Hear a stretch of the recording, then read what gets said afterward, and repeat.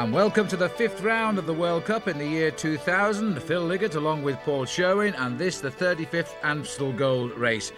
A long way at 257 kilometres, and it brings to an end the Spring Classic season as we now move on to big tours. Well, we're joining the action here now as the riders are making their way onto the Keutenberg, which means there are 72 kilometres still to race. We have a small breakaway in progress, and the man up here is the new world champion, Óscar Freire. Well, he's had a fantastic start to the season, Phil, as we look here at Alberto Eli there, the Telecom rider. He also, one of the older riders on Team Telecom, but certainly this year having a very good season as well. He started early on, like many riders seem to have done this year in the Vodacom Report Tour in South Africa. And in this group as well there, you can see Jaroslav Ekimov, and the Rabobank rider on the back there is the man who was the revelation of last year's season, Mark Wouters, the Belgian rider on the Dutch squad. Well, these little climbs, there are 27 of them throughout the race today, and this is in the south corner of Holland, which is a very hilly little region. Springtime taking a while to get underway this year in Central Europe, but this breakaway has now built a lead of some 3 minutes and 45 seconds. They've been a tenacious lot in the peloton today.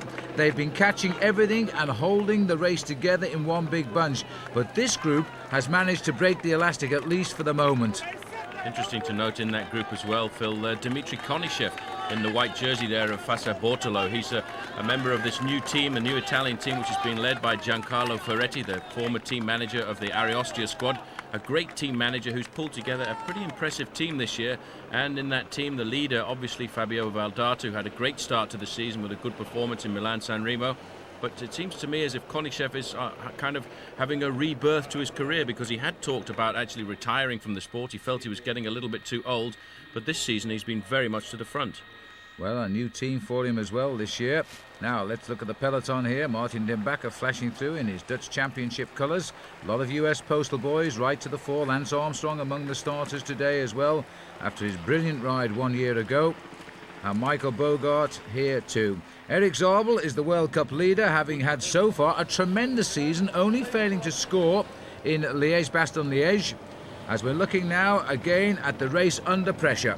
Well, this is the power for the course really in the Amstel Gold Race. You see, Phil, there are so many of these steep little climbs here in the Limburg area of Holland, right down in the bottom corner there. But once you go over the top of the climbs, it's the wind that actually causes the major effect. You get a group of 10 or 15 riders and then they accelerate, and these groups absolutely split to pieces. There you can see the Lotto rider very close to the front. That was André Schmiel. But certainly this is a race which really is a war of nerves towards the end, because we do have 27 of these very difficult climbs, 260 kilometres. And as we now come into Ingeberg with 69 kilometres left to go, these guys are a little bit worried about the position really behind of the group coming up. This is Andrea Perron we're looking at right now. And there's the complete composition of the Kop group, which is the head group in the race. And it's nice to see a world champion on the attack in the year of his reign. He's having a wonderful season, 6 wins already. Now, having had a little bit of a layoff with the strained calf muscle, he's back in the thick of the action and straight up to the leading group. Sat at the back of this race for the moment is Andrea Perron. Good to see Alberto Eli keeping the pressure on. He's obviously trying to do some kind of situation for Telecom to try and get them into a leading breakaway situation today. In the past, although this is a very difficult bike race, Phil, we have seen many bunch sprints towards the end, and in fact Jan Raas was almost unbeatable in this bike race over many years, and the year he actually did lose it, the rumour at the time was, I was actually racing then, he was told by the race organisation not to win the bike race because he was taking credibility away from it. Well, it was true, and in fact Jan, they used to call this the Amstel Gold Race because of Jan's name. But I actually was on site for many of those wins by Jan Raas, and he was a brilliant bike rider for this one event. Well, he was generally for events, past world champion, of course. He was actually the starter of the race this morning, back in the marketplace at the start, and now he is watching the race from a car. Sergio Barbero is the man there for the Lampre squad at the back in the pink and blue jersey. This is a pretty serious move though, Phil. These guys are all working very well together. Once they get over the climbs, they get themselves together and try to consolidate on that advantage. But certainly I would think towards the end we'll see a much bigger acceleration, a much bigger participation from the Rabobank team, because although they've got Mark Wouters in that team, their number one man really has to be Michael Boogerd, the man who won that finish last year in a very close, tight sprint to the line with Lance Armstrong. And it actually had to go right down to the photo. Well, there you can see the vigilant big group here. They have been chasing everything down today, splitting up a little bit on the climbs, but always coming back together. Quite an amazing scene, but you know, that's the sort of trend in the classic races this year. There's the latest gap, 3:25. The field have not been able to find a real leader of the pack, and there's a lot of guys riding at the moment who are very equal in ability. Absolutely, riders like Peter Van Petegem. This, although it's a fairly hilly classic, is a classic that can actually go across to the chances of a man like this. Barbaro here in a little bit of difficulties. We go down this descent. The next climb of the day, Phil, is going to be the Cowberg as they drop here into Valkenburg, and this is the corner that in fact was used in the World Championships on 2 occasions back in 1979 when I actually raced it, and you can't believe the number of people there were on the side of the road. Well, this is a lovely area, southeast corner of Holland here. It is a holiday part. A lot of the Dutch people come down here for a week or two, and there's beautiful scenery here, very varied terrain, and plenty of nice cafes and things to do. The Cowberg is a 12% climb. It's a wide climb, and as Paul has said, in fact it was here, Paul, where Jan Roos won his world title back in the 70s. Absolutely an incredible sprint finish, and it was two years on the run that in fact the Dutch took it, because the year before the world champion had been Hendrik Van Dyck. Now the riders here coming through Valkenburg know that they've got this very difficult climb of the Cowberg, then they drop off at the top down into the valley once again, then climb back up onto the same main road before heading back down into the town of Maastricht. And once they go into Maastricht, then they've still got a very big loop to do, and that other loop that they do, Phil, actually takes them into Belgium for a short while before coming back into Maastricht for the finish. Koniczew and Perron in reverse order on the front of the riders here. A chance to look at the colours of Faso Bortolo. But there's a massive crowd here to watch the race, and the Dutch supporters really love cycling. But this is the only major classic race on their cycling calendar, the Amstel Gold Race. They also have the Tour of Holland, that is their other major race. Other than that, most of the events are held on closed circuits within the small towns. The police don't like closing the roads down as they do for these two major events every year. It is quite remarkable when you think of the number of Dutch cyclists that there are, that there aren't more major events in the actual country. They have to go abroad to race in France and Belgium and even down in Spain and Italy. And surprisingly enough, for a fairly flat country, they produce a number of very good climbers. Well, they're heading up after the Cowberg. The next climb will be the Muizenberg, which will be climb 26 today, and with 40 kilometres left to go. Looking through at Ekimov in his new US postal colours, back with the boys in America after a brief respite away with Vini Calderola. Just look down there at Valkenburg, Paul. What a massive crowd. And it's a real holiday atmosphere whenever the Amstel Gold Race is on as well. Unfortunately today the weather is magnificent. Although a little bit chilly at the start, it was 14 degrees Celsius, which is only just over 60 degrees Fahrenheit. But certainly it's a holiday for the Dutch today. They come out, they wait at a nice point on the course, they find themselves a good bar, they have a few beers, wait for the bike race to come by, and then immediately it's straight back inside to watch the finish on the TV. And how nice when you're the national champion of your country and you're right on the nose of the peloton on the climb of the Cowberg, as Martin den Bakker is here. It's the second time he's worn that tricolor jersey as champion of Holland. And the big boys are on his shoulder. Also off to our right there, we've got Lance Armstrong trying to get his nose up front. What a brilliant ride he had in this event last year.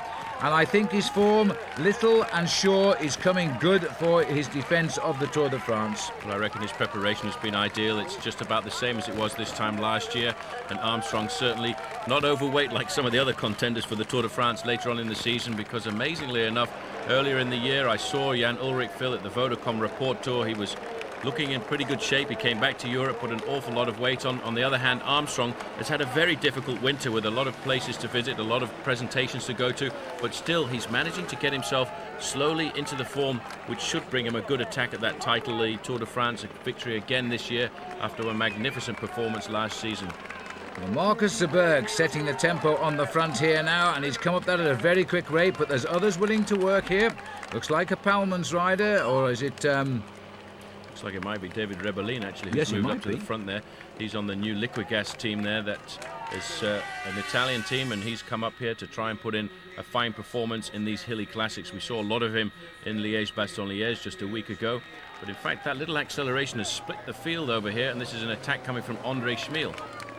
Yes, no cars behind the bunch, so they've got a split in the bunch at the moment. This is the way it's been going, but they've been coming back together again. Now, Once over the top of the Cowberg, time is running out for the boys to get across the gap. The latest check we've got now is 2 minutes 45, and they are 47 kilometres from the finish. So they've now covered 210 kilometres in those legs today. A lot of riders from Team Telecom in there. A quick glimpse there of Stefan Wesermann, a very good bike rider. Wesermann has had a fantastic season so far, and he's been riding very consistently to the front in all of the classics so far. But Martin ten Bakker is a man who wants to do an awful lot of work at the front for the team. He had a fantastic campaign last year in these series of races, the Flèche Wallonne, Liège-Bastogne-Liège and the Amstel Gold Race, and today he seems to me as if he's doing an awful lot of work, and most of that is obviously being done for the team leader Michael Boogerd. Well, this is now the long straight road over the top of the Cowberg, where it's recuperation time. The team cars are having a nightmare day today because of the narrow roads, the fact the big peloton is not splitting up at the back. The team cars cannot get through to the riders. They've started to feed the riders now from motorbikes because they can't get to the cars for their bottles. The Mappe cars got in amongst it there, but I think he will be getting an earful from the race referees from the position he was in. This is the leading group. This little climb actually is a little deceptive because you've come over the top of the Cowberg and you think you're going to drop down into Maastricht, and what happens is you take a right-hand turn off the road, drop down into the valley just on the outskirts once again of Valkenburg, and then climb back up to the ridge, which takes you slowly down into the river towards the River Maas and Maastricht. The leading group are still riding pretty well together, although Mark Wouters, the rider from Rabobank there, wearing number 7, looks to be suffering just a little bit, and that information will certainly go back to the team management at the back, because today Rabobank really want to win this bike race, Phil. It's so important for them. As you said, it's the only major bike race here in Holland, and for them to get a win on home ground is primordial. Yes, and last year, of course, it was Michael Boogerd who got the victory. He's not had a very good start to the year, actually, but he's certainly in this race today. And back in the main field, as we've seen, 2 3/4 minutes back, as the race pressure stays on the front. Alberto Elli going through there, and Yekimov looking for a little bit of the back of the tail. This is an attack here from Sergei Ivanov, the Russian champion, now riding on the Farm Fritz team, and formerly TVM, of course. It's another new team now, sponsorship in its own right.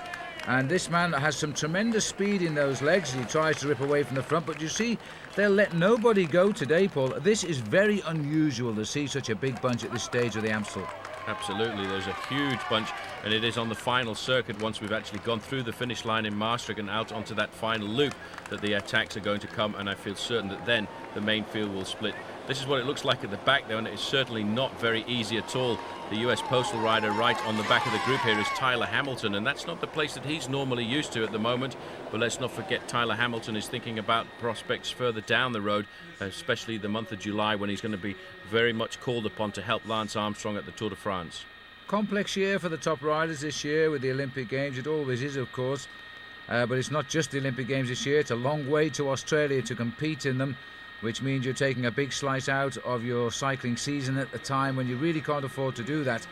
Tour of Spain is slightly overlapping the Olympic Games as well, and of course the World Championships follow, and the Classics in October and late August.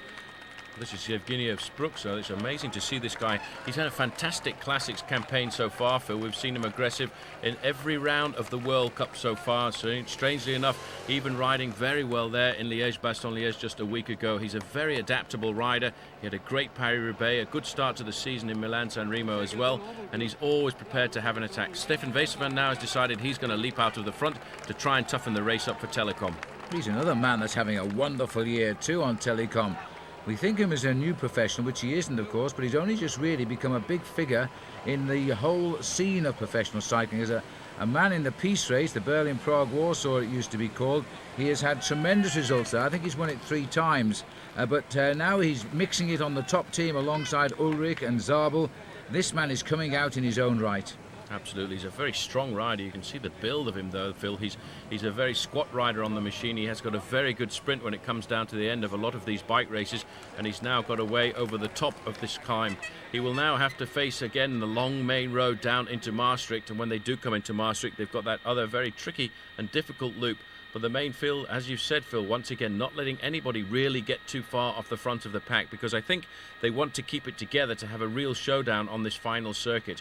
And it is a very difficult final circuit with the climb of the Mausenberg, and 2 times they have to go over the St. Petersburg which is a small climb. It isn't really all that much, but just 1 kilometre, but it's very, very difficult, and that's where we normally see the platform and the big attack coming on the run into the finish line. Well, the wind not annoying the riders as much as normal in Holland today, which to some degree is probably the reason for this bunch staying together so much. There's nothing to break it up with those crosswinds across the barren lands of parts of Holland. The race will pop into Belgium to complete its final circuit before coming back to the finish at Maastricht, where it started some hours ago now. Over 5 hours, in fact. There's Bortolami on the right of our picture there with the yellow helmet on. And the bunch again, Paul, they've clawed the way back, and we've got a huge pack here. Absolutely, it keeps splitting up and joining back together. There's Mauro Gianetti on the far side having a quick chat with Rolf Sorensen. Sorensen not too happy, I think, that many of the riders not working at the front here, and all of the responsibilities being put on his team, the Rabobank team. Well, they are the team of the defending champion, the winner last year, Michael Boogerd, and if they want to win this bike race again, they're going to have to do the work themselves and assume all the responsibility. And it's interesting to note that for the first time, we're not seeing a lot of work being done by the Van Petegem team. In the early season races, like the Tour of Flanders and then Paris-Roubaix, we saw an awful lot of work being done by the grey jersey of Van Petegem. But today, I think they've decided to tactically cool it down just a little bit and maybe save something towards the end. 52 kilometres to the finish. About 31, 32 miles there. And this breakaway, which has been shaping up for a long time now and dangled off the front at just over 3 minutes, is still dangling off the front. There are 1 or 2 passengers, not least Mark Wouters on the back here. Looks a little bit overweight to me, Mark, but it's a long year and plenty of time to lose those pounds. But he had a wonderful season last year, winning first of all the Tour of Britain in fine style, and then going on to win the Tour of Luxembourg. Sadly, he crashed out in the Tour de France. Well, look at that, Phil. It's 2 minutes and 5 seconds, so it's not really coming down very quickly at all, this gap, despite the fact that we can see a long line in the main field of riders really keeping the pressure on at the front of the pack. They're not really eating into that advantage. This group of 8 riders at the front, at one time they had a lead of over 4 minutes, but it certainly isn't coming down as quickly as I would have expected to on this run in here into Maastricht.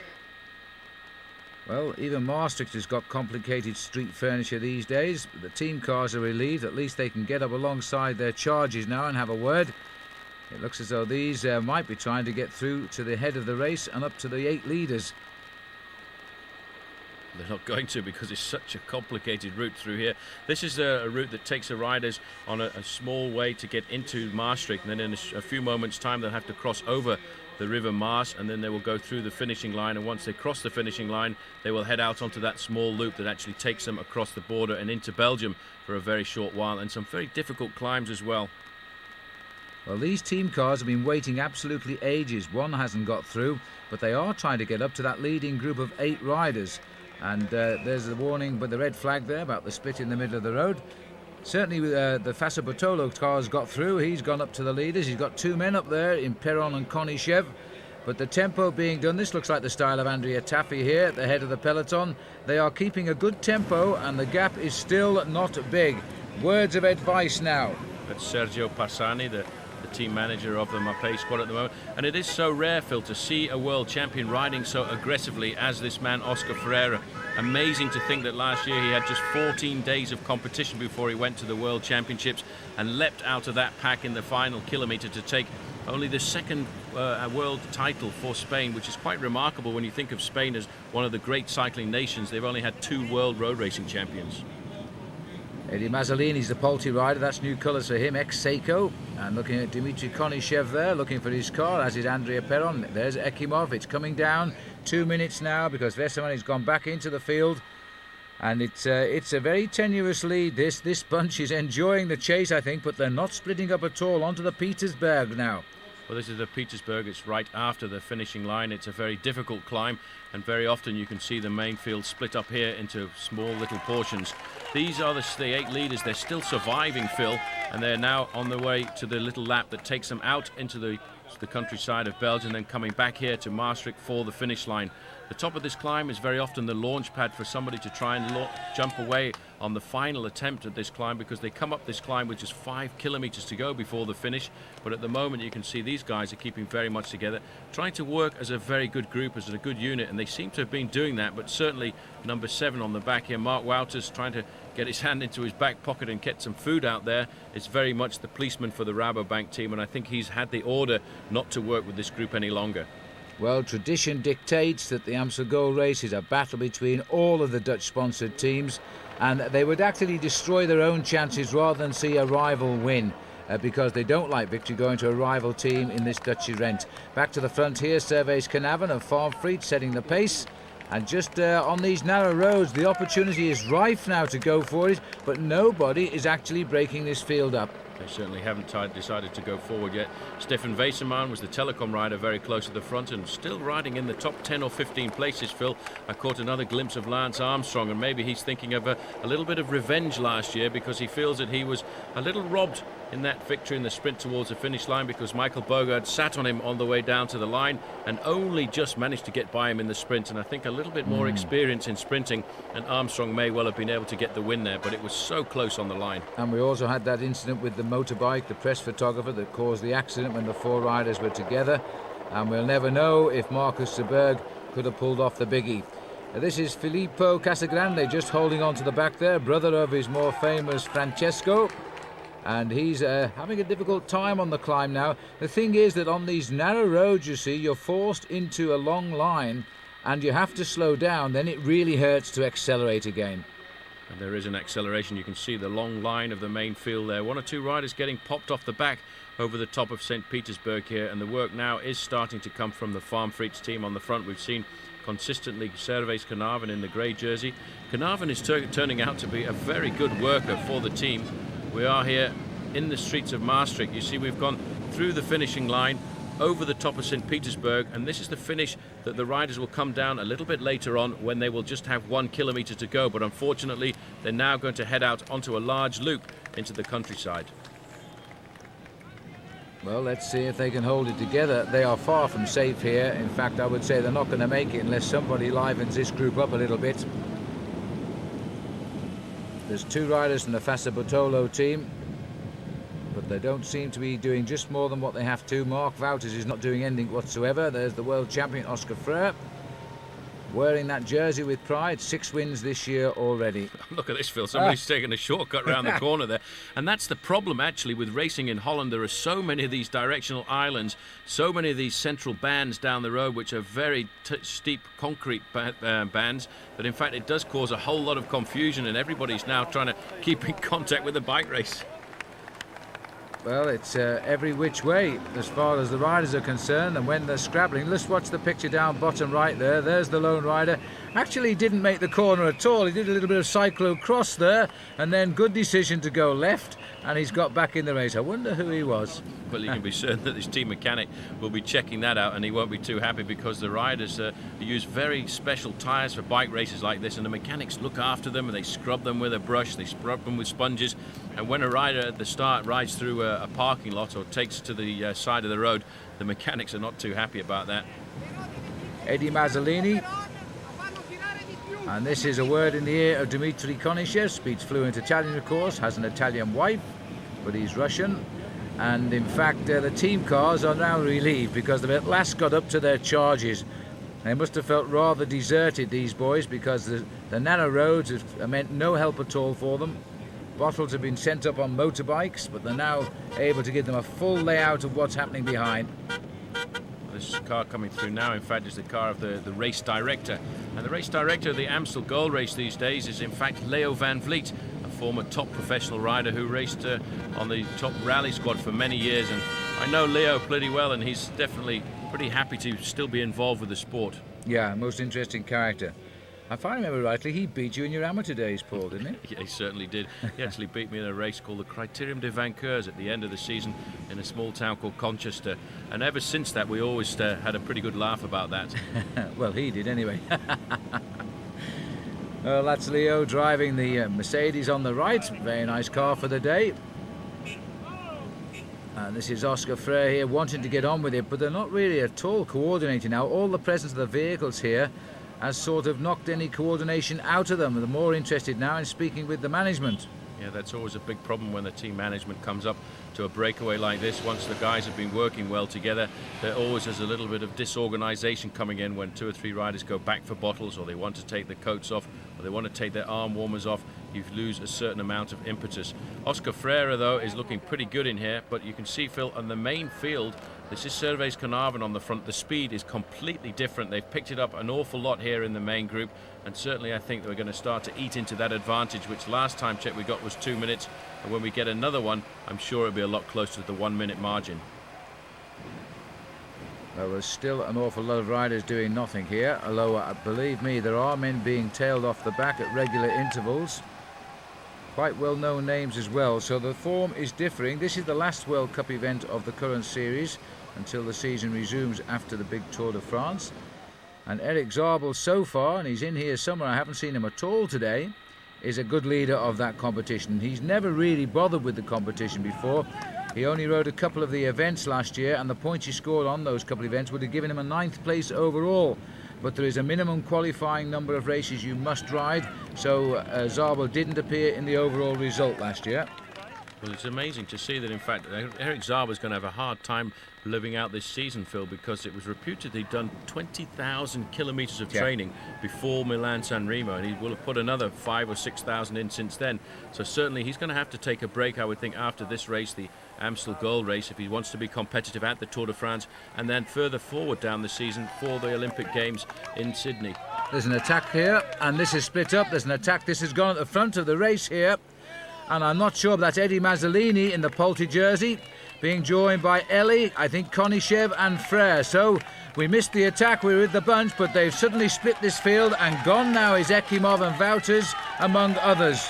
Well, this is the Mausenberg 6%. It's not a major climb, but it certainly was enough to split the field at the front, or the group at the front, which was 8 riders, and that was a very good attack there by Eddie Mazzolini, trying to come across now Sergio Barbaro. He's missed the split there, but he's digging very deep over the top of this climb, and you can see, Phil, the crowds are unbelievable here at the Amstel Gold Race, and certainly there will be attacks here in the main group as well. On the front, it's still Cervéis Caernarfon, but there's a big grouping there of Rabobank riders. They must be thinking about some kind of plan too.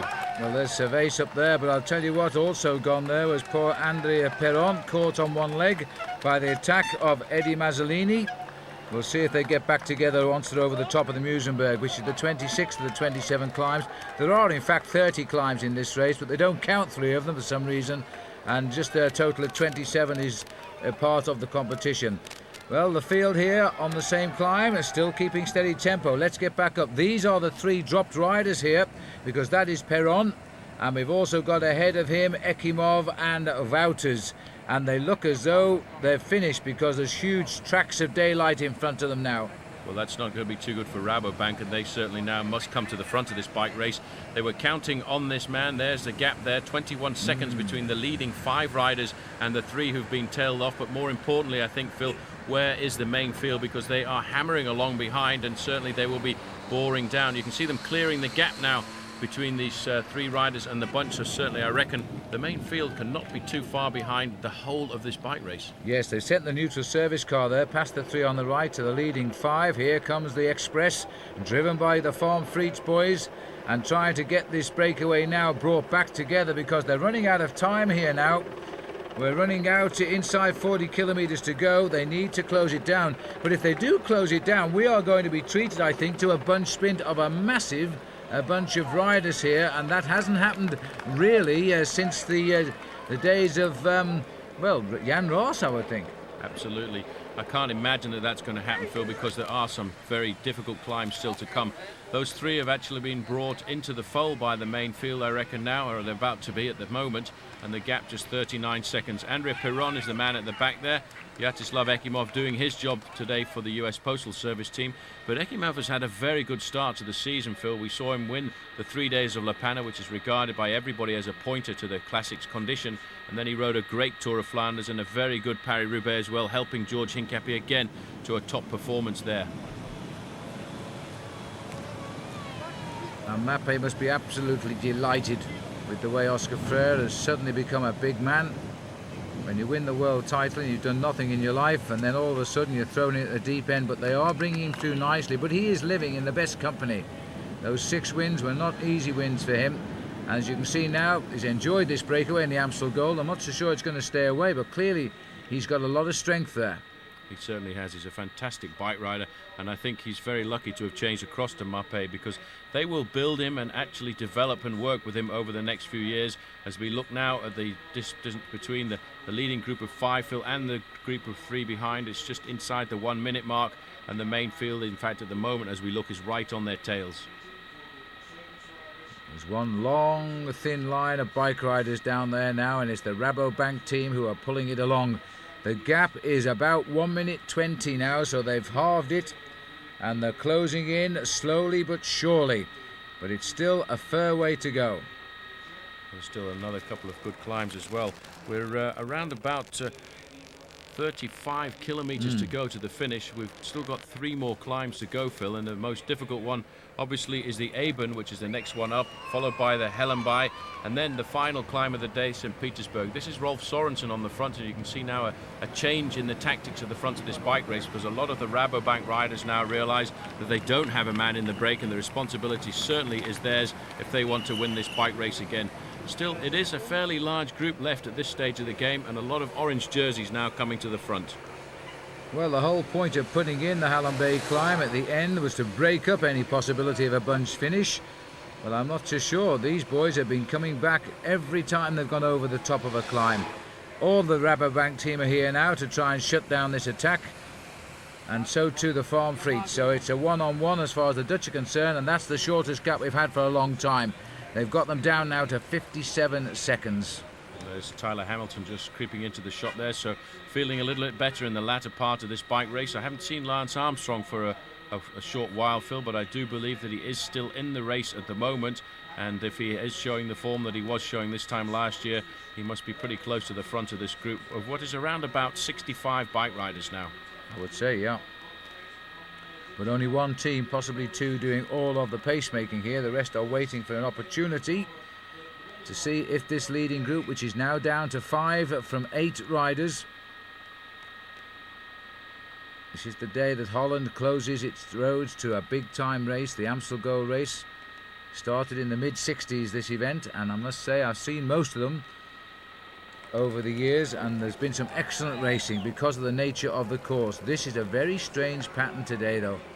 It is, but it's also a very nervous race as well. 34 kilometres to go. For a lot of these bike riders, Phil, the first part of the course out in the roads of Limburg are very dangerous because of all of these directional islands. We're now going to a part of Holland where there are not quite so many. The roads are a lot more open, and this man is a man capable of winning here today, Phil. This is Johan Museeuw, the winner of Paris-Roubaix this year, and certainly everybody now believing that he's come back to the form that he had before his accident 12 months ago, and he really is, for me, the bike rider, the classic rider of the 90s, and now he's racing in the 21st century. Absolutely, and the way he won Paris-Roubaix this particular year was superb. I was looking there at his leg. There was no evidence of the scar of his operation there. It may have been on the other side, of course, but it is the left leg that was so badly damaged. An incredible comeback, really, one of the great comebacks in the sport of cycling, because not only did he nearly lose his leg, Phil, but he almost lost his life. And if it hadn't been for his wife, who in fact trained as a nurse, he probably wouldn't have called the doctors that night, and he may well have passed away, because he's a tough man. He thought, well, you know, it's normal that it hurts after an accident like that. I don't really need to go to hospital. I'll go a little bit later. But his wife said no chance. She got onto the emergency services, and he was taken immediately to the emergency room at the hospital near Ostend, and they sorted him out pretty quickly. But if it hadn't been that quick reaction by his wife, we might not be looking at Johan Museeuw today. Hardly bears thinking about. Here comes Eddie Mazzolini's car. New car for him today. Polti, ex-Seiko. Alberto Elli, grimacing at the back and not looking as though he's going too well now.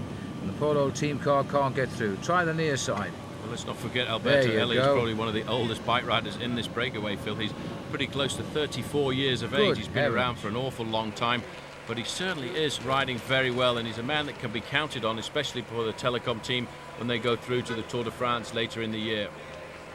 You can see now there's an awful lot of pressure. There is Erik Dekker and Michael Boogerd, and pretty close to them Lance Armstrong as well.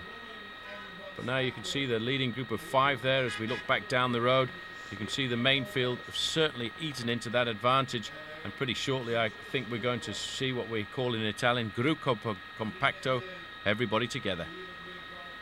And absolutely amazing that is going to be as well. Valmiera, 30 kilometres to go, less than 20 miles to the finish, and this breakaway is still there and hoping. Óscar Freire checking them all out. There's Ellie sitting at the back.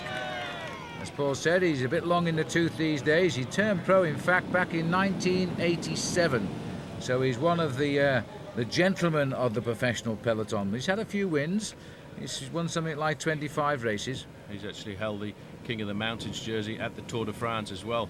But he has, over the last few years, turned into being a very solid bike rider over all the terrains. You know, he's a tough man, and the kind of man that you need when the racing is very hard over the big mountain stages. But the man on his inside now, wearing the world bands, Óscar Freire, he's a young bike rider. He really is a major surprise to the world of cycling, and a fresh surprise as well, because certainly having won that title at the end of last year, he's come out and proven that the curse of the rainbow jersey is certainly not on him. Great to see. Oh, well, that's not good news for him either, though. 35 seconds, and the Rabobanks are bringing this train along now, having taken over from the Farm Fleet. I don't think they can possibly survive now with the climb still to come and 35 seconds only in hand. I was about to start discussing who might win the sprint in that breakaway, Konishev or Freire, but it looks like it won't matter now. It'll be academic, because these boys are going to have them very soon. Absolutely, they've decided what they want to do. They realise they're coming into the tactical part of this course now, and they know that Michael Boogerd is a very strong bike rider, and they reckon that they want to keep this bike race together because they think that he's the man who will be attacking once we get to the next couple of hills. Alberto Elli, I think you're right, Phil, is starting to suffer a little bit on the back of this group, and the man who's the freshest and the man who's the most urgent in pushing the moves at the front is Óscar Freire, but with 35 seconds advantage, it must certainly all come together pretty soon. Yeah, Barbaro, who was the last to get across on the split on the Musenberg, is actually riding very well now. He's recovered and he's taking the line through, followed by Mazzolini, but Ellie has stopped working completely. His argument will be, well, my World Cup leader, Erik Zabel, is in a group which is coming up at 35 seconds. Every excuse not to help them break away. But the presence of him here at the moment actually takes pressure off the Telecom gone. Squad. And in fact, he's decided he's going to move forward and try and keep the group going just a little bit longer, because as long as he is here, it in fact takes pressure off Telecom and they can sit in that group. And for Erik Zabel, he's having an armchair ride at the moment because his team has not had to do any work at the front of this bike race. Well, everybody here seems to be giving all they can give right now. It's been a long breakaway for them. Ellie himself driving now as Leo Van Vliet rather goes through on the right of us. Looking back down the road there, Phil, you can see the motorbikes. The motorbikes at the front of the main field, so it's very much inside the 30-second mark now. And still Óscar Freire, he doesn't want to give up at all. He wants to keep the pressure on. He wants to try and go clear. And interestingly enough, his tactic today was to go out on the attack, because Óscar Freire is proving to be a very rapid sprinter. And I would have thought he would have adopted the attitude of a man maybe like Erik Zabel, to sit back and wait and hope there's a group of 25 or 30 riders in with a chance of a sprint to the finish. Well, that's normally the way it should be, but as we pull back here, I think we're going to see a huge pack of riders, and there they are. At this stage of the Amstel Gold, it's not unprecedented, but it is highly unusual. Absolutely, the work being done by the Rabobank squad there. You can see the champion of Holland in third place, Maarten ten Bakker. Himself today being put into a situation where he's having to do an awful lot of work for the team. They didn't have too much pressure on them early on because they did have a man in that early breakaway, Mark Wouters. Now he's been caught by the main group, and we're being put into a situation where the Rabobank squad are having to come to the front, support the whole weight of the race, because nobody else at the moment is too keen on pulling back those leading group of 5. Sorensen swinging off the front here, and certainly in that group they're putting a lot of pressure now onto the shoulders of Michael Boogerd, and it's so very difficult in a race like this to win 2 years on the run. I know Jan Raas was able to do it 4 years on the run, but certainly bike riding has changed an awful lot since the days of Jan Raas. In attack now, this is Konishev trying to leap off the front. Well, can they? I think they've gone. Well, they're not going to go anywhere, are they now? That was the last gasp by Konishev to try and cause a reaction. But they're just about spent. Nobody's too strong to break away from that group of 5. And this bunch know now that they are bringing the Amstel Gold Race all back together again. And I don't know how many's down there, but it's at least 60 or 70 riders this morning, or this afternoon rather, from the 190 that started out. Konishev is carrying on. He's still trying to go over the top of this slight drag in first position, but he's really just prolonging the agony because the main field is here. They've picked up the 4, and in fact there's only just one man resting a little bit further up the road, and that's Dmitry Konishev, and pretty shortly they're going to be on his tail, and there it is. 27 kilometres from the finish, and the catch has been made.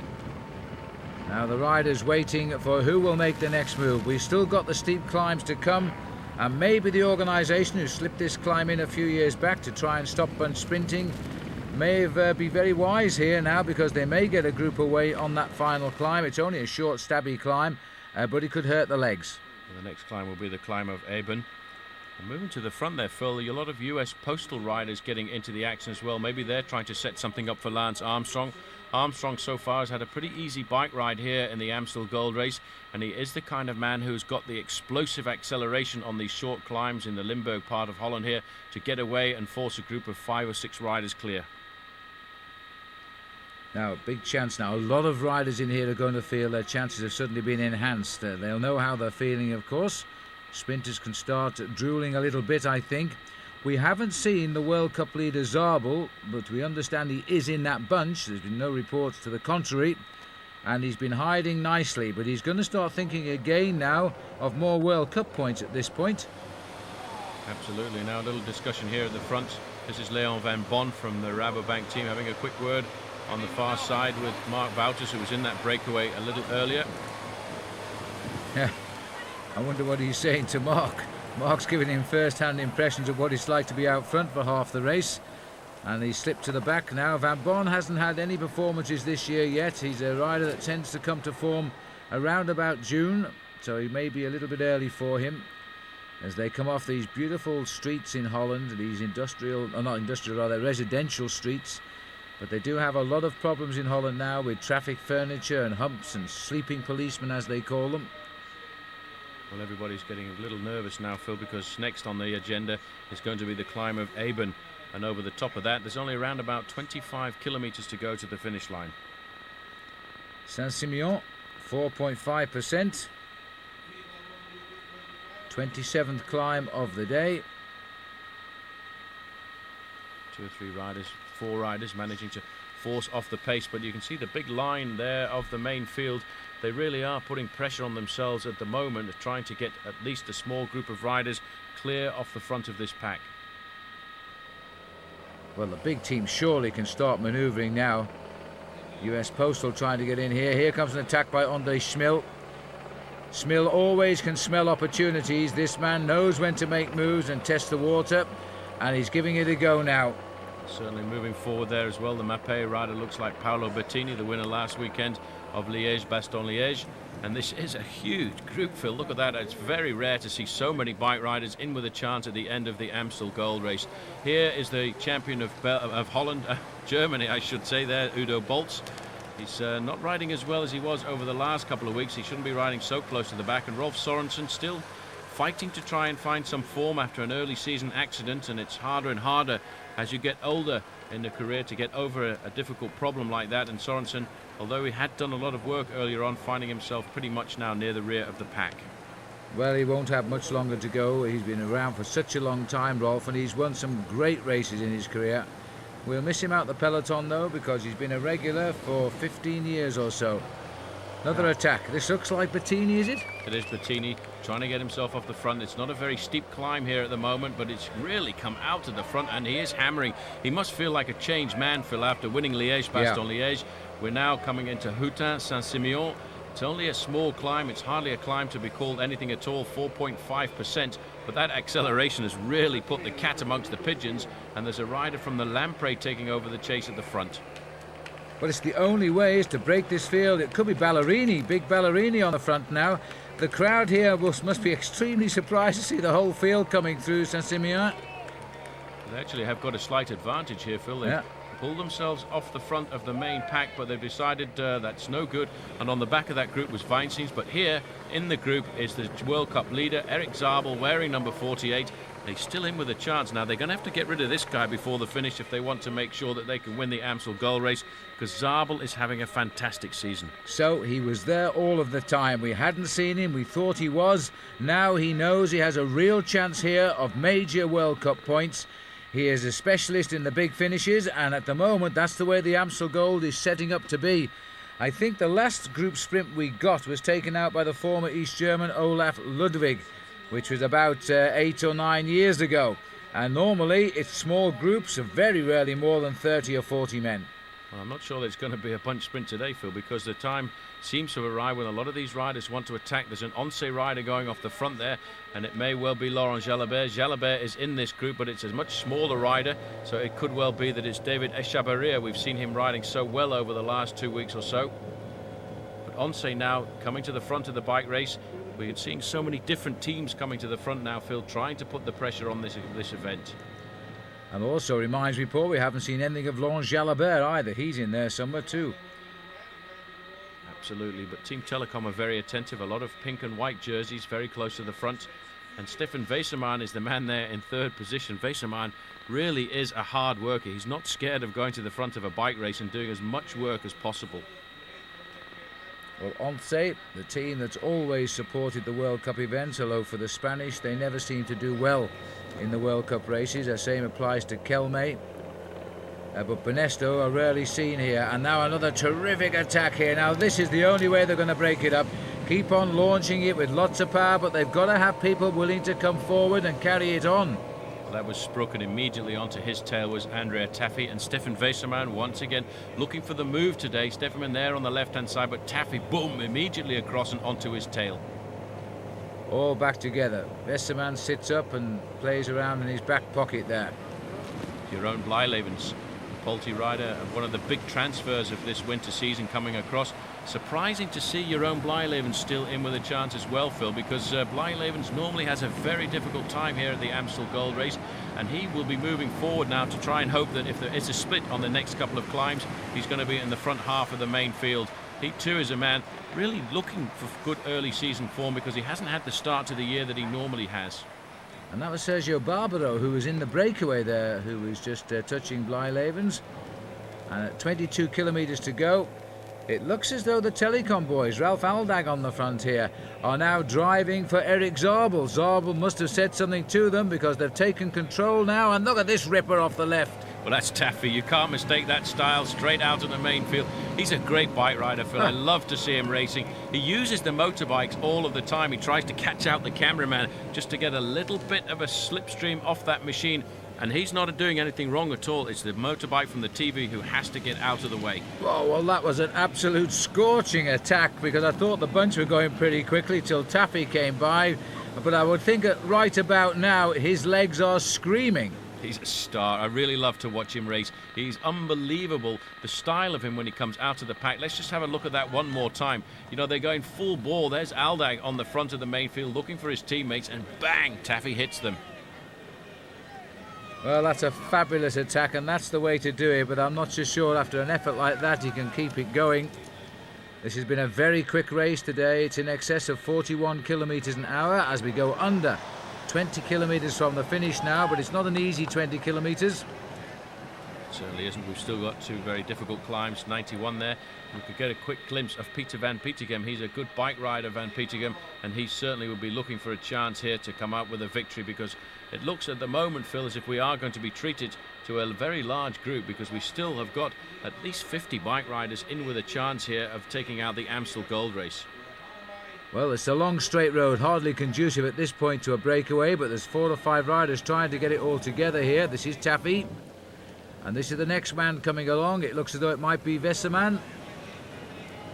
And in fact, Alexander Vinokurov. Yeah. Very similar style, a short, punchy style of this young man. Another of the great winter transfers. We've had a lot of very important transfers during this winter season. Vinokurov has been brought across from the former Casino team, and he's certainly looking forward to the Tour de France, a winner of the Dauphiné Libéré, a very great climber. And these are the events where we start to see the climbers for the first time. Liège-Bastogne-Liège, Flèche-Wallonne, the Amstel Gold Race, and certainly that was a great move by him to get across there, but it looks now as if one of the Farm Freaks riders is trying to get across the gap. Well, we'll see if we can get up to him very shortly. We've got Vainšteins also in the pack. There he is, 132. Number 1, Michael Boogerd. All of a sudden, he's taking an interest at the front of the race now. This is a very different bike race this year, and Taffy has started what he hopes will be a breakaway. But in fact, Vinokurov has gone forward. There's 2 more coming across here, and this looks like Martin Den Bakker latching on. And getting right onto the back there as well, that's Giuliano Figueres, a very good teammate of Paolo Bettini, the man who won last week, Liège-Bastogne-Liège. Now this is looking like a serious move, and this will be a nice move for the Mapei riders, because they'll have 2 riders in this leading group. But look how difficult it is for Martin Den Bakker to get onto the wheel of those riders in front. But actually, as we speak, Phil, it's all coming back together. Well, I didn't expect that. I thought that group was certainly going to go places, but obviously thinking about the possibility of a win for Vinny Calderillo moving forward here, you can see Mauro Gianetti. They are all working for Francesco Casagrande. Casagrande will think, I think mainly, Phil, about an attack on the final climb of the day, the St. Petersburg. Well, we saw how good he was on the Huy, the wall of Huy, at the end of Flèche-Wallonne when he stomped up there and took the victory. Right, now this has got to be showdown time on the Helen Bay. It's 18%. It is a nasty climb, and those with any legs left have got to put home the hammer now. Second position there is Peter Van Petegem. This is the back of the main field, and it certainly is more than 60 bike riders, and this is the point where they really are suffering. The sprinters now will be holding on. Peter Van Petegem launches an attack here down the gutters. As Peter goes, you saw the hands go by Vini Calderola there saying, come on, this is a move, we've got to get with it. Well, decision time, boys. Here comes Bettini, winner of Liège-Bastogne-Liège in fine style. David Rebellin looks like he's making a move at the head of the field as well. But look at this serious effort by Peter Van Petegem. He's another great bike rider. You know, he's not a very good climber, but certainly on these short, explosive climbs that we have in this part of Holland, he knows how to jump out. He uses his sprinting ability, the kind of speed that he's learned on the track. He trains on the Ghent track throughout the winter season. But you know, they still haven't snapped the elastic. Paolo Bettini is trying to get onto the wheel of Van Petegem, and as we speak, in fact, David Rebellin coming across there as well. And a little bit further back, it's another rider from the Rabobank team, and this looks very much like the big face of Erik Dekker. So we've now got all these riders. This is Boogerd. This is last year's winner who's come across. And so we've now got 4 or 5 riders here making the best of the tailwind. And there's a group. Vainšteins has just come across as well, and that is Markus Zberg, the rider who might feel robbed last year when that accident with the motorcyclist caused him not to be in at the kill with his famous sprint. A bit further down, this is Vyacheslav Ekimov at the back of another group. Ekimov has been in the front of the bike race for an awful long time, and this may well be the decision, Phil. This may well be the time that the group has gone. 2 of the riders in this group were in the front of the Amstel Gold Race last year. The man sitting on the back there, Markus Zberg. The man there wearing number 1, last year's winner, Michael Boogerd. But Peter Van Petegem is the man who really blew this race apart on that climb there of Helen Bay. And that was a great move by him, and what he needs now is for the rest of this group to start working. There is Paolo Bettini, the winner of Liège-Bastogne-Liège. The big rider coming through here from Palmers is Van Dyck. Yes, that's right, so he makes up the 7. We missed that one, but all 7 are here now. If they got down to the finish, of course, Zberg is a big candidate for a win, and there he is. So injustice last year when a carelessly parked motorcycle took out 2 of the 4 leaders. He was one of them. And you know, he might well have won that race in the sprint. As it was, Boogerd just hung on to beat Lance Armstrong. And I said at the time, if it had been anywhere except Holland, Armstrong would have won. I think the extra home power there brought him over the line first. Absolutely. The last lunge for the line was the most important one. Now, this is a pretty serious looking group here, Phil, because now there's 2 Rabobank riders in the leading group, and they'll be pretty confident about that because they are both very good winners. They will, though, have to try and get rid of Peter Van Petegem because he, for my betting, is the fastest man in this leading group, the Cop group, with the 2 riders there from Rabobank, Bettini, Van Petegem, Vainšteins as well, a man who has had a very good early season campaign, and he's wearing that sort of mauve and white jersey as the champion of Latvia. Vainšteins is a man of the future, very much so. We're going to be talking about him for many years to come. There he is on the far side of the camera. And still the memory card team now. That's a new team on the front working hard here. Well, they've had Tristan Hoffmann in trouble at the back of the field today, which is unusual for Tristan. He's such a man for the classics, but he's having an off day perhaps. This looks like Taffy on the front. He won't be too happy at that either, Phil, because having such a great season in the classics, he really was looking forward to performing well here at the Amstel Gold Race, and that's just the way it goes in bike riding. Sometimes you can have a bad day, and especially in your own country, well, that doesn't go down too well. The Francis de Jeux rider there, in fact, in second position is Frédéric Guédon, a winner last year a winner a couple of years ago, I should say, of Paris-Roubaix, and the man just in front of him was Stefan Hurlo. 15 seconds between the leading group and this group here, and still an awful lot of US postal riders in there. Good to see as well. Ralph Aldag giving us a nice strong look at the camera as he went through there. There's Vyacheslav Yekimov still here. He's done well to hang on, really, hasn't he? Because that was a tough breakaway they were all in earlier. And at the back there, the Mapei rider, one of my favourite bike riders, Wilfred Peters, a definite #1 man to have. If you have to pick your dream team in professional cycling, you would always want a man like Wilfred Peters there, because he is such a stalwart, such a tough worker, always ready to come to the front and work when needed, and always has great morale as well. Well, this is the leading group here. What win there was strong and right behind them on the climb. You see by the Belgian flags there, because that's where we are right now. These are roads in Belgium. Was right behind the leading group when Peter Van Petegem attacked. He's pulled away some excellent quality bike riders, but I'm not so sure whether they can stay away, because the vigilance of that group today has been something special. The last year's winner, #1, Michael Boogerd. It's always nice to come back and do it again, of course, at least appear in the attacks if you can't do it. Climber Saint-Pierre, 8%, and Telecom now. I think that's Wesserman on the front. Yeah, but what's more important, Phil, there in 5th place there, you caught a quick glimpse of the white jersey of the leader of the World Cup. Telecom have now decided they want to shut this bike race down. They've got a fairly good group. They know now that there's only this climb and then the final climb of St. Petersburg to try and keep this race together. So they're going to try and pull back the leading group and try and keep Erik Zabel at the front of this bike race for the final 2 climbs of the day. And then he's certainly got a great crack at taking the victory. But the most important thing to do is to try and pull these riders back at the moment. And looking at the man who wears #1, Michael Boogerd, he doesn't look that fantastic. No, he doesn't, and this group does, and they're coming back together again. Mercatoni Uno having a little dig here now. Looks like Marco Velo trying to get off the front there, trying to break up the big charge on the front of Team Telecom. Team Telecom will not let him go too far off the front, but they'll keep themselves organised. And in fact, that acceleration there from Mercatoni Uno has brought the 7 leaders almost back into the main field. And in that main field, Erik Zabel, Johan Museo, and still Laurent Jalabert.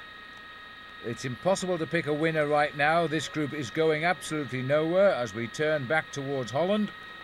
Those 7 leaders, we think it's Marco Velo bridging the gap down there for Mercatoni Uno, but it won't matter. It'll all be academic in a minute. Our cameras are out of it now because of the proximity of the bunch, but we can see everything here as the catch is made from the helicopter. Crash, there's a crash, you're right. That's going to be of major importance well, to the bike race. What on earth caused that? I think they were all scrambling to the left-hand side of the road, trying to stay on the wheel of the man in front of them, and boom, they all went down. And that will split that main field, but the Telecom guys were all in the front.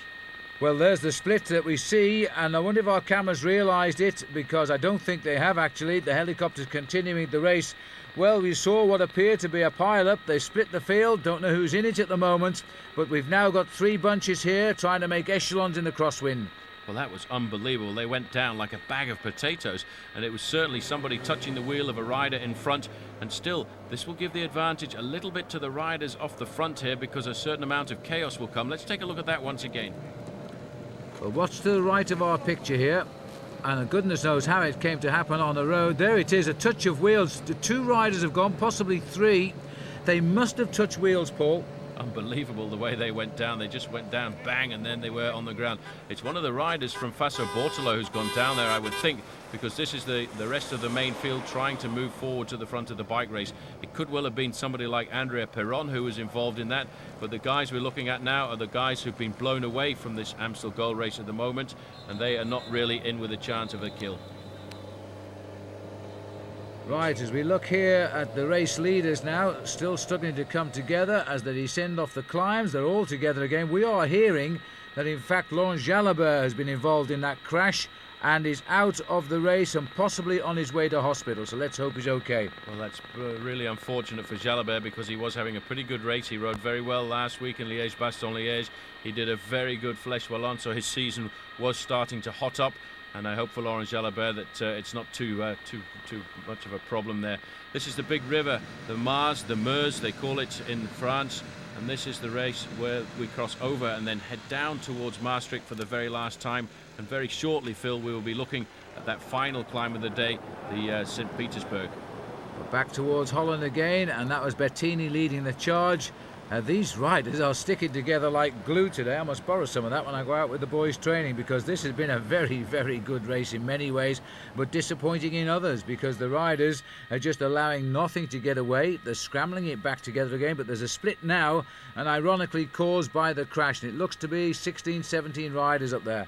Absolutely, you can see them, and now this is the rest of the main field are just trying to get down that descent. It's a very tricky descent, but for these guys it's basically all over. They're more than a minute behind those two groups, which are much further up the road at the moment, and that 17-man group is going to be very important. But there's a man trying to get across at the moment as well. We saw just a few moments ago from the helicopter, and I think it would be interesting to see whether or not Erik Zabel has made it across on the descent. Let's see if we can identify some of these riders now, because this could well be at last the split that makes the Amstel Gold Race this year. And that's Stefan Wesermann for sure there, having a little dig, and he looks over his shoulder, but there's the split, Paul. I do believe it's coming back. Well, it really is going to go down to the last few kilometres here. The blossoms there, you can see springtime really making this a remarkable day today for the Amstel Gold Race. But what a great move by Stefan Wesermann, and they haven't actually taken up the chase behind him, Phil. And he is a tough bike rider, you know. If they don't chase him down soon, he could well find himself riding to victory. Passing one of the big locking systems here on the Meuse, or down the road that takes us, splits Holland and Belgium and Germany and France. And we're coming back over the bridge again, and it is Stefan Wesermann who's made his move and gritting his teeth. Difficult ride, a long straight road alongside the river here. He's just going to have to go. He has that wonderful style. He always keeps his head up and crouched forward on his end of his saddle, and it's not the sort of streamlined ducking and diving style we often see. Well, you can see now, Phil, that in fact there is no organised chase behind. Still groups of 4 or 5 riders trying to get across, and that will give the advantage to that leading group of 17 men at the front of the bike race at the moment. But certainly we still do have a very difficult climb to come over. Well, this looks to me as though it might well be Johan Museeuw, or is it Wilfred Peters? It's Wilfred Peters who's got himself in the split there with the Polti rider. Peters, always a man to be counted on, trying to pull the bike race back together. He's obviously been given a little bit of freedom today there. The man on the far side is Bart Voskamp, the Dutch rider on the Polti squad. He too is trying to pull himself up to that leading group of 17. But it's still so much anybody's race here, and the riders know it. And as they come here now there's a shutdown here. The Vini Calderola boys not too happy, and nor are the Lamprey riders. And so they've had a slowdown, and if they allow that to happen, then of course the break has gone. It'll be interesting to see, although Phil, we did have a lot of those riders from Team Telecom on the front. I'm not sure whether or not Erik Zabel is in this group. Romāns Vainšteins certainly is, 132 there. Champion of Latvia, a very good man when it comes down to the finish. And on the front, it's Team Telecom setting the pace, so that looks like Stefan Wesermann. It looks as if his breakaway came to naught, and he's now decided to change tactics now and ride for the team. Now, where is Zabel then? Zabel, as far as I know, is not in this 17. He's back in the main field. And the gap there you can see is actually stretching out. There's no chase there at the moment. You can see 1 or 2 riders trying to get across. If anybody has got the power, that gap is not too big to be able to leap across on this final climb of the day, the St. Petersburg. And they will be getting there very shortly. There, in fact, look at that, Phil. That is Óscar Freire and Erik Zabel in this leading group. Now, that is pretty impressive. Óscar Freire was in that breakaway for an awful long time. He went clear over the Kuttenberg, and he's still in the bike race. But Erik Zabel, he must be really twitching now. Well, if he gets a big load of points today, then I think he can put his feet up for the rest of the World Cup season. To be quite honest, he has a good lead already. And remember that his big danger man at the moment, Johan Museeuw, André Schmil, aren't in this move, and that is why Westerman now is not going to look over his shoulder. He's going to go as long and hard as he can. But what a lovely ride by Óscar Freire, the world champion, in that earlier break, which is a very difficult break, and he's still looking for the moves right now. Well, here's Johan Museo there, number 13, and this is the point where we're just about to turn off this big main road, Phil. This is the group behind, actually, the leading group of 17, a lot further up the road, and they will switch across to the left into that central reservation there, and then a sharp left, and they will go up the climb of St. Petersburg. This is Christian Moreau, the rider from Festina. He's making a late burst, trying to get himself up to that leading group, but really he should have saved it for that final climb and tried to leap across on the incline. Well, I think it's Lely and Rick Verbruggen who's trying to chase behind Moreau. This is the climb now for the leaders. This will be interesting. This is the last chance for the non-sprinters now at the 7% climb of the Petersburg. Then it's a case of running into the finish, something like 3 or 4 kilometres. That's all that's left. Seiko rider on the back there was Laurent Dufaux. That was good to see him riding so well to the front of these very hilly races. Still, the pressure on the front is coming from Team Telecom. They're going to make this a very hard climb, Phil, to make sure that there aren't any attacks, because there are some very good attacking riders in the group. In the group, we've got the winner from last year, Michael Boogerd. We've got in this group as well, Van Petegem. He will be looking to try and accelerate. And also sitting on the back there, Pat Jonker, the Aussie Dutch rider on the US Postal Service. He's come over to the US Postal Service, and I think US Postal will be delighted to see a bit of sign of form from Patrick, who comes from Australia, but his father's Dutch, so he's never sure who he's racing for. Well, I think he's racing for for Australia this year, because with the Olympic Games coming up at the end of the season in Sydney, he feels he's got a great chance of representing Australia, which means now he won't be able to revert nationalities again, because he can only do it once during a career. Right, and I think he's been the Dutch time trial champion and the Australian time trial champion over the years. He's not a sprinter, he's a workhorse, a former winner of the Route du Sud, and had a very good ride one year in the Tour de France. Now, there's somebody stepping on the gas at the front there, and it looks like David Rebellin. Well, look at this little man scurrying up the climb. Everything he's got now to try and get the gap. And if he's got it, Paul, over the top, he's about 2 miles from the finish. Absolutely. This is the place where you have to launch the attack here if you want to try and win alone. And David Rebellin knew just exactly where he was going to move. Telecom were trying to keep the pace high, Phil, to prevent an attack like this going clear. But David Rebellin has really hit them. This now looks very much like the shape of Vinokurov. He's done his job at the front for Team Telecom, and he's getting blown away from the bike race. Rebellin at the front there has around about 150 metres. But what's important now is to try and organise the chase behind him. Well, it's not the first time we've been down this road today, so they know the way now. And David Rebellin here, his leaky gas colours, they're quite attractive colours really for television, has made his move. He's got the gap now. Can he go and finish it off with a great classic victory? Absolutely, he's got to get off this small road now and then into town. He drops down just a little bit, then it's a right-hander, and he's in the finishing straight. At the moment, Phil, he's keeping that gap at 200 metres. This is a do-or-die effort. The group behind has certainly split to pieces, and you can see right up there, very close to the front in second position there, is Óscar Freire. He's having a great bike ride today. Now watch out for him when it comes down to the sprint at the end. So Rebellin, a very consistent player in the world of cycling, looking for the great win now, as he's got a wonderful gap over the field here and a chance to settle in. It's his steady downhill for a few minutes, and maybe he can lift it. He's taken one look over his shoulder. You can see him right in the distance, but the chase is on. Well, the Rabobank riders, they're not able to do anything at the moment. It'll be interesting to see just who is chasing at the front of the pack there. It looks as if it's a Mapei rider from here, and it may well be that is Paolo Bettini, because in the group there is Óscar Freire, the world champion. But the speed is on here in the Amstel Gold Race, Phil. We're just coming off now. The gap advantage is 6 seconds for Rebellin back to the group. He's in the town. He won't have too much to worry about the wind at the moment. He's got a right-hand turn onto the main street here of Maastricht, then another right-hand turn, and he'll be inside the finishing straight, and he will see the banner across the line. 5th in this race. That's his best ever finish back in 1994.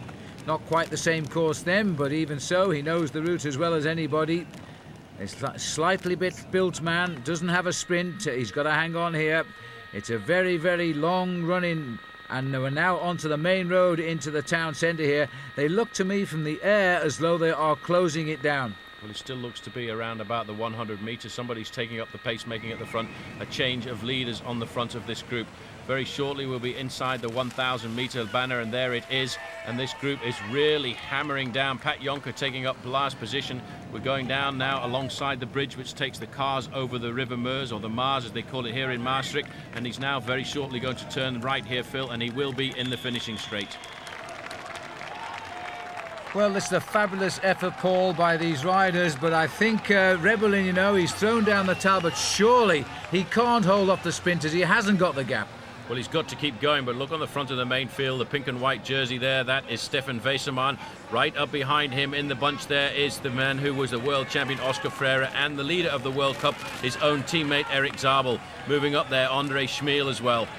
Well, Schmiel is doing well here, because if he scores some points, of course, he's going to close the gap. As Schmiel, the winner of the Tour de Flanders, we've got Zabel, the winner of Milan-San Remo. And this is a real runner. And now Bettini's here, the winner of Liège-Bastogne-Liège, and Rebellin now racing for the line. It's such a long way to the finish here in the Amstel Gold. That's the straight, and he's not going to hold the sprinters off. You must feel sad for him for that. Here comes Zabel on the right now. Is this going to be a magical result for the German having his best season? Yes, it is. Zabel takes it, and Zberg was pipped there by his teammate Boogerd, but they got second and third for the Rabo.